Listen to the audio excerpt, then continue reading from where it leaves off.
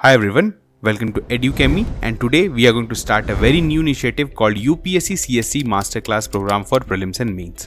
ये बिल्कुल free initiative होगा आपके लिए और ये इनिशिएटिव को हमने स्टार्ट किया है कि आप अपने यूपीएससी प्रिपरेशन को डेली ट्रैक कर सकें और ये देख सके कि आप किस डायरेक्शन में जा रहे हैं। इसके अंदर we will cover some prelims related question जो काफी एग्जाम रेलिवेंट रहेगा और इसके अलावा हमारे जो मेंस इनिशिएटिव है उसमें हम लोग डेली आपको एक क्वेश्चन दिया करेंगे जिसको आपको समझना है और उसके बाद आपको उसको अटेम्प्ट करना है, उसका आंसर लिखिए और जो है आप उस आंसर को सबमिट कर सकते हैं जिसको इवैल्यूएट किया जाएगा बाय आवर डेडिकेटेड मेंटर्स। अब आपको करना है क्या है कि आपको हमारा वेबसाइट विजिट करना है educhemy.com।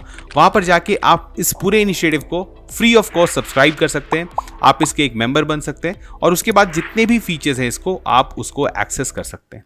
ठीक है, तो do visit the website. Now today we are going to solve some prelims related question that is based on modern Indian history. So first we will read out the question for you. What you need to do is to try and attempt these questions on your own and then we will see the right answer and also the information that was required to answer that question. तो चलिए करते हैं start. The first question is arrange the organisations mentioned below in the correct chronological order of their formation. Chronology के हिसाब से आपको इनको जो है एक तरह से एडजस्ट करना है, सजाना है, आपको बताना है। The organizations are: first is East India Association, second is the Bombay Presidency Association, third is Pune Sarvajanik Sabha. The given options are A 123, B 321, C 213 and D 132। मतलब इसमें से सबसे पहले कौन बनाया गया था, उसके बाद कौन बना था और उसके बाद कौन बना था, आपको यहाँ पर बताना है। अच्छे से सोचिए। Now in the recent times UPSC prelims में भी आप देख सकते हैं questions right from 2018-2019 UPSC has been asking questions on chronology कि ये कौन सा ऑर्गेनाइजेशन पहले बना था या कोई कौन सा इवेंट पहले हुआ था। तो आप इस तरह के क्वेश्चंस एक्सपेक्ट कर सकते हैं and this is a relatively easier question, तो ये आपसे बनना चाहिए। तो जल्दी से बताइए इसका सही ऑप्शन क्या होगा।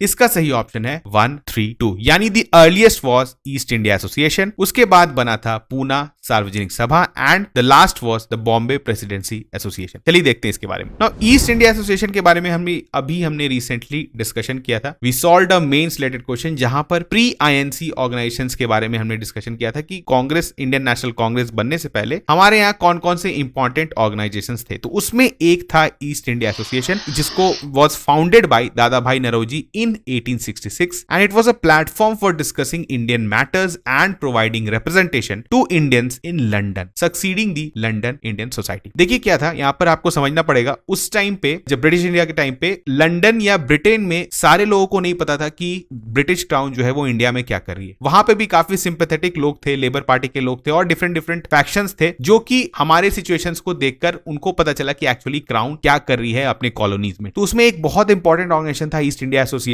जिसको लेड किया गया था बाई दादा भाई नौरोजी। आपको पता है बहुत ही लर्नेड पर्सन थे और अर्ली हमारे बोल सकते हैं लीडर भी थे, moderate, he was a moderate leader, early moderate leader. और इन्होंने इकोनॉमी के बारे में, जो सोसाइटी में एग्जिस्ट करता है, इनके बारे में काफी चीज बताया वहां जाके। अब इंडिया को रिप्रेजेंट किया जिसके वजह से काफी पॉलिटिकल कॉन्शियसनेस वहां भी डेवलप हुआ on India. Now after this अगर आप लोग देखें तो पूना सार्वजनिक सभा कब बना था, 1867 में बाई एमजी रानाडे। और इसमें भी आप देखेंगे तो ये मल्टीपर्पज के लिए था। एक तो था कि पॉलिटिकल अवेयरनेस हो, राइट्स के बारे में पता चले, उसके बाद इसमें बहुत सारे सोशल रिफॉर्म्स वर्क भी किए गए थे। तो this was made around 1867। Now after that came the Bombay presidency association और ये किसके द्वारा बनाया गया था, Badruddin Tyabji, Firoz Shah Mehta and K T Telang in 1885। And after you may से 3 इयर्स जो है फिर आईएनसी बन गया जिसमें ये सारे लीडर्स थे, तैयबजी जो थे, फिरोज शाह मेहता थे, बहुत एक्टिवली पार्टिसिपेट किए, अपने आप अपने रीजन को रिप्रेजेंट किए और आगे चल के ये फर्स्ट जनरेशन मॉडरेट लीडर्स भी बने। तो यहां पर आप देख सकते हैं इसके अलावा कुछ और प्री कांग्रेस एसोसिएशंस है जैसे मद्रास महाजन सभा, Indian league, Indian association of Calcutta. इसके बारे में भी आपको पता होना चाहिए, थोड़ा सा पढ़ लीजिए, हो सकता है कभी क्रोनोलॉजी पर बेस्ड क्वेश्चन पूछ लिया जाए। चलिए moving on to the next question. In the context of modern history of India the Shore committee was related to. Shore committee किससे रिलेटेड था? Advocating for the rights of passengers of the Komagata Maru ship. B is to oversee the growth of communist in British India. C for recommending like ryotwari system in Deccan and D is establishing guidelines for maritime trade and import duties। सोच के बताइए इसका सही answer क्या है।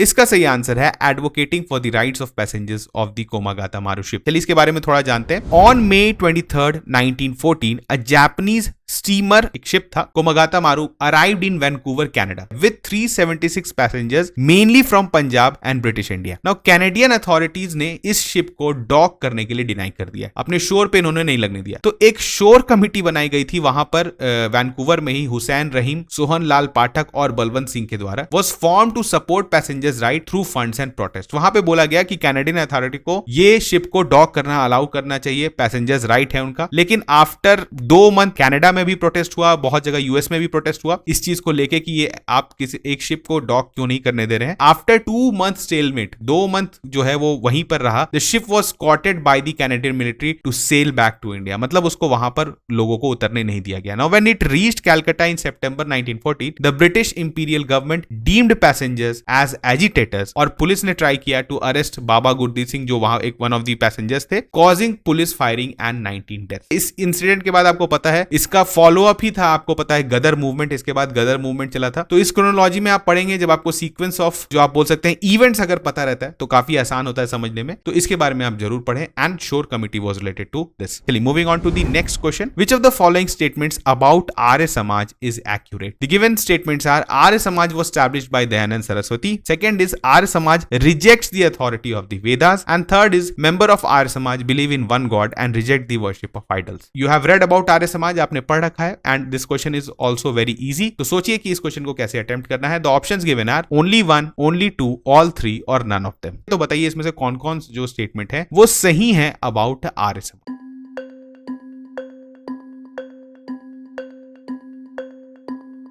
Now the right option is only 2. Only 2 क्यों? क्योंकि यहां पर एक स्टेटमेंट जो है वो गलत है, दैट इज सेकंड स्टेटमेंट कि आर्य Samaj rejects the authorities of Vedas. इनका कहना ही है कि बैक टू वेदास, तो ये वेदास की अथॉरिटी को कैसे रिजेक्ट कर सकते हैं? तो यहां पर आपका जो एक स्टेटमेंट जो गलती था वो था सिर्फ स्टेटमेंट 2। चलिए हम लोग इसके बारे में थोड़ा देखते हैं। Now Arya Samaj was founded by Swami Dayanand Saraswati in 1875 in Bombay, now Mumbai, India. It is a Hindu reform movement aimed at promoting Vedic teachings and practices while rejecting certain orthodox beliefs and practices. Now Vedic authorities में बात करें तो क्या है, Arya Samaj places a strong emphasis on authority of the Vedas as the ultimate source of knowledge and truth. It seeks to reinterpret Hinduism based on Vedic principles. ये जो हिंदू आप बोल सकते हैं रिलीजन में जो कुरीतियां बन गई थी आफ्टर वैदिक टाइम्स, उनको ये नहीं मानते थे, ये बोलते थे कि जो ट्रू रिलीजन है दैट लाइज इन दी वेदास, और वेदास को हम लोग स्ट्रिक्टली फॉलो करेंगे। इसके बाद ये मोनोथिज्म में बिलीव करते थे। Arya Samaj advocates for monotheism and opposes idol worship. तो यहाँ पर स्टेटमेंट आपका 3 भी जो है वो सही हो जाता है। चलिए moving on to the next question, who is the author of the book Kudi Arasu? आपको बताना है कि इस बुक के ऑथर कौन है। The given options are A Subramania Bharati, B Periyar E V Ramasamy, C is Rabindranath Tagore and D is Swami Vivekananda. अच्छे से सोचिए और बताइए इसका सही आंसर क्या है।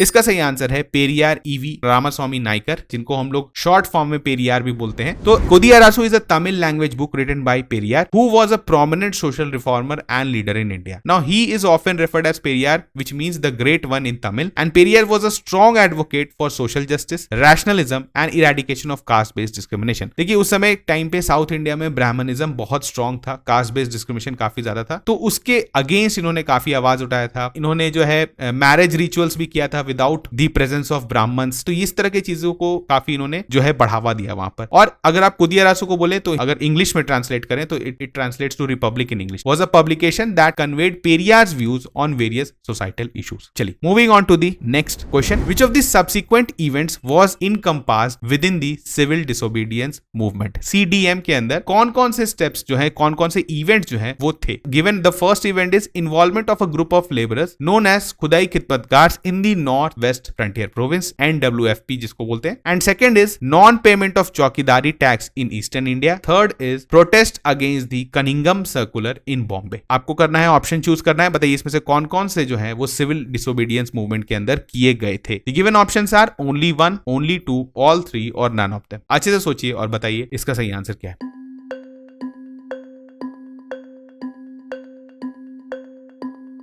तो इसका सही आंसर है ओनली टू। ओनली टू क्यों? दोनों स्टेटमेंट, इवन तीनों स्टेटमेंट बहुत हद तक सही है, सिर्फ एक गलती यहां पे कर दिया गया कि protest against the Cunningham circular did not happen in Bombay. तो अब चलिए इसके बारे में थोड़ा जानते हैं। स्टेटमेंट 1 में देखें तो arrest of Congress leader in the North waste NWFP on April 23 triggered a massive demonstration in Peshawar led by खुदाई खिदमतगार। आपको पता है, और इनको रेड शर्ट्स भी बोलते थे। Instigated by Khan Abdul Gaffar Khan. आपको पता है इनको फ्रंटियर गांधी भी कहा जाता है। इसके बारे में आप यहां पर थोड़ा और पढ़ सकते हैं। नाउ स्टेटमेंट 2 क्या है? In eastern India a unique no tax movement, खास करके बिहार में, emerge against the chaukidari tax. चौकीदारी टैक्स क्या था? बेसिकली ये टैक्स फंडेड था, जो कि टैक्स के द्वारा कुछ गार्ड्स को फंड किया जाता था, serving the local landlords and the government. Now in statement 3 the assertion that an agitation occurred in Assam. Now Cunningham circulars was related to Assam. इस सर्कुलर में क्या था? गवर्नमेंट ने कंपेल किया था स्टूडेंट्स को कि वो, मतलब बेसिकली वहां के पेरेंट्स को कंपेल किया गया था कि वो स्टूडेंट्स जो है वो एश्योर करेंगे गुड बिहेवियर। तो यहां पर जो है ये सर्कुलर लगाया गया था उस समय, क्योंकि सीडीएम के समय काफी ज्यादा फैल रहा था इस चीज को, स्टूडेंट्स पार्टिसिपेट करने जा रहे थे। तो उस समय आसाम में जो है यहाँ पर कनिंघम सर्कुलर लगा दिया गया था। इसी वजह से स्टेटमेंट 3 जो है वो गलत हो जाता है, क्योंकि ये आसाम में हुआ था, ना कि बॉम्बे में। तो यहाँ पर हमने कुछ क्वेश्चंस देखा जो कि काफी एग्जाम रेलिवेंट था, क्योंकि आपको पता है मॉडर्न हिस्ट्री में you see questions on organisation, you see questions on chronology and जो मूवमेंट्स हैं, जो आपके नॉन कोऑपरेशन मूवमेंट हो, सिविल डिसोबीडियंस मूवमेंट हो, इसमें क्या हुआ था, इस पर बेस्ड क्वेश्चंस पूछे जाते हैं। तो आप प्रैक्टिस करते रहिए। अगर आपने काफी पहले टाइम पे एनसीएम पढ़ा है, सीडीएम पढ़ा है, और अगर आप ये आप भूल चुके हैं, तो इन सब क्वेश्चन से आप फिर से सारे मेमोरीज को फ्रेश कर सकते हैं। और अगर आपको कोई पॉइंट नहीं समझ में आता है तो आप अपने नोट्स में जाके वापस से देख सकते हैं। नोट्स या जिस भी बुक को आप रेफर करते हैं, आप फिर से जाकर देखिए, तो एक तरह से आपका रिवीजन भी होगा और आपका थोड़ा सा मेमोरी स्ट्रांग भी होगा। तो चलिए मिलते हैं नेक्स्ट लेक्चर में, तब तक थैंक यू।